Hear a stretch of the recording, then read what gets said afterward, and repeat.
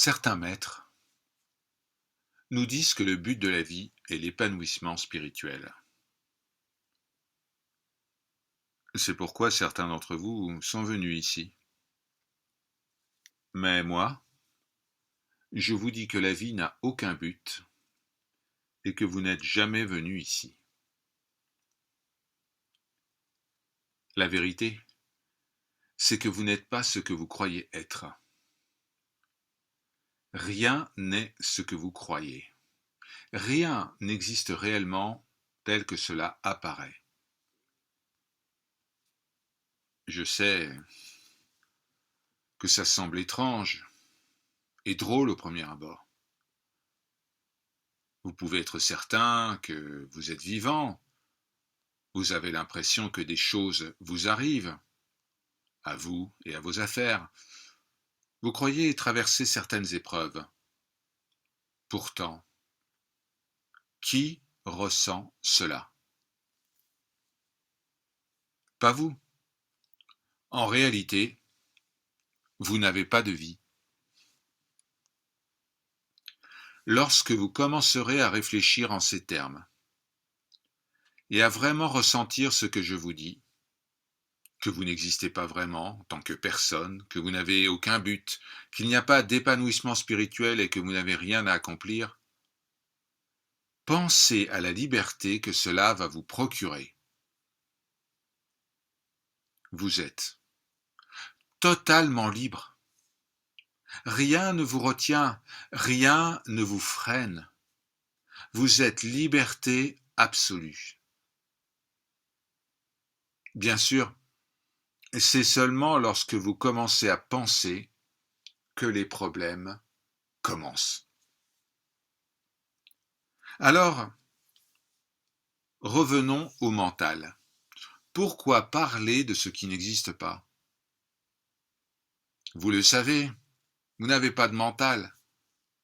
Ou alors vous avez perdu la raison, peu importe. Et pourtant, vous ne me croyez pas.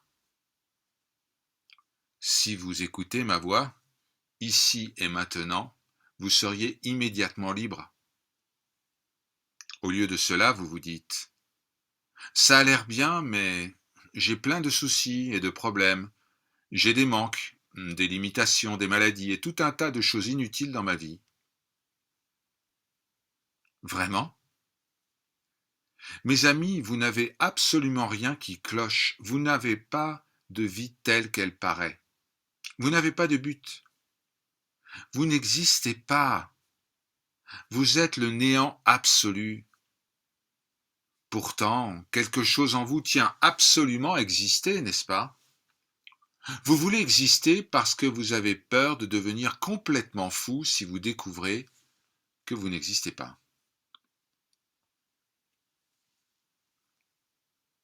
Pourtant, cela n'arrivera jamais. Car si vous découvrez vraiment ce que vous croyez être, et que vous découvrez que ce que vous croyez être n'existe pas, je ne parle pas de ces gens qui disent « intellectuellement, je n'existe pas ». Ceux-là continuent à ressentir leur corps, la douleur, les problèmes. Mais ils continuent à répéter « je n'existe pas ». Ils se leurrent en agissant ainsi. Et nous devons éviter de nous leurrer.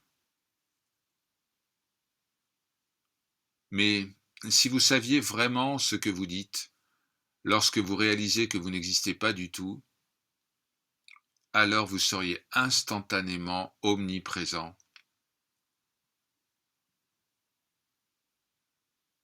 Quand vous n'existez pas,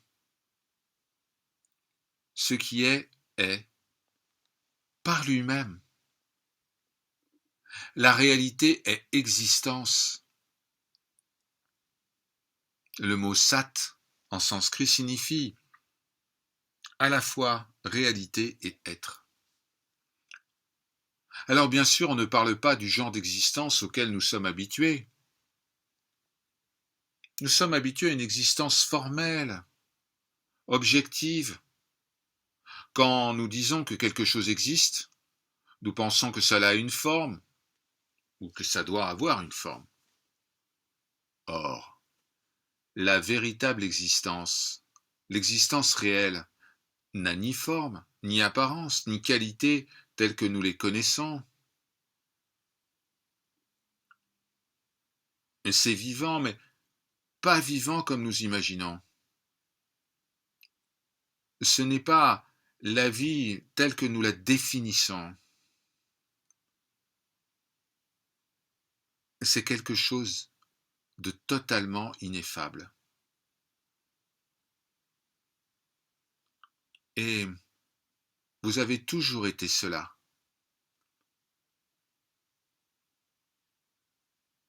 Il n'y a jamais eu de temps où vous n'étiez pas. Oui, les mots. Les mots ne peuvent décrire cela. Aucun mot.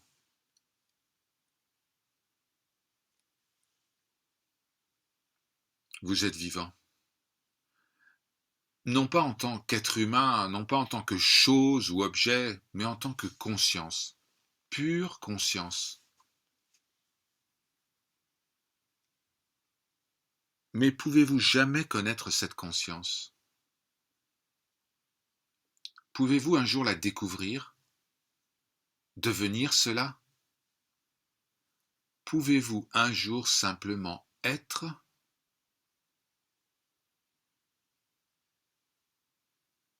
Cela est possible en arrêtant de saisir toutes les pensées qui se présentent. C'est alors que la réalité s'exprime. Ce n'est lorsqu'il n'y a plus de pensée, plus de mouvement, plus de pression, lorsqu'il y a une immobilité absolue, que la réalité s'exprime. Elle dépasse tout ce que nous pouvons imaginer.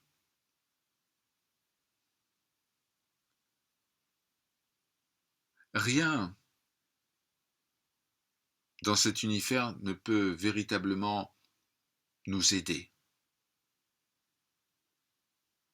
Il n'y a aucun endroit où aller pour trouver cette réalité, cette vérité.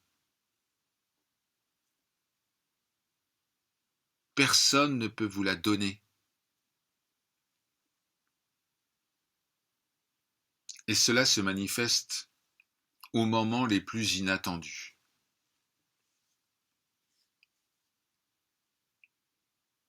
Tu peux être en train de regarder par la fenêtre et le temps s'arrête. Cela se produit pour un grand nombre d'entre nous. Nous regardons par la fenêtre. Nous oublions notre environnement. À ce moment-là, la réalité se présente. Mais ce qui va être fait, c'est retourner dans cet espace confiné.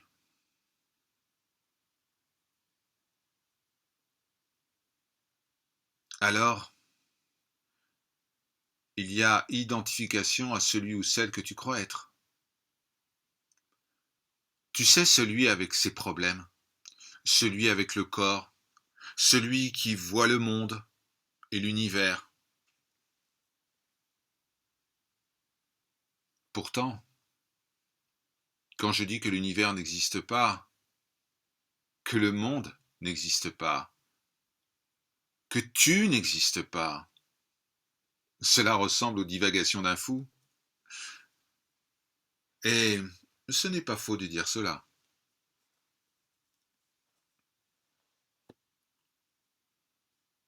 Maintenant, combien d'entre nous peuvent vivre une telle expérience? Cette expérience est le moment où l'on découvre sa propre inexistence et celle de toute autre personne.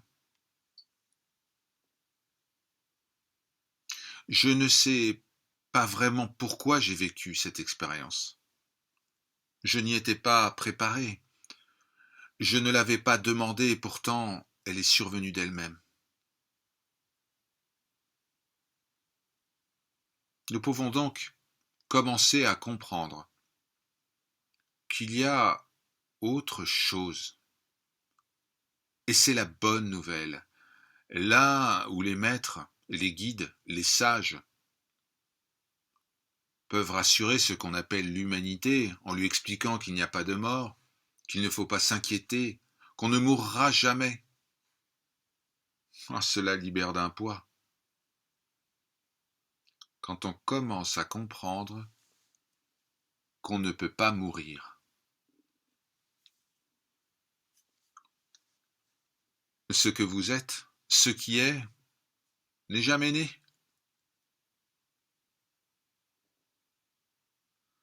Ce qui est libre de toute notion d'être et de non-être.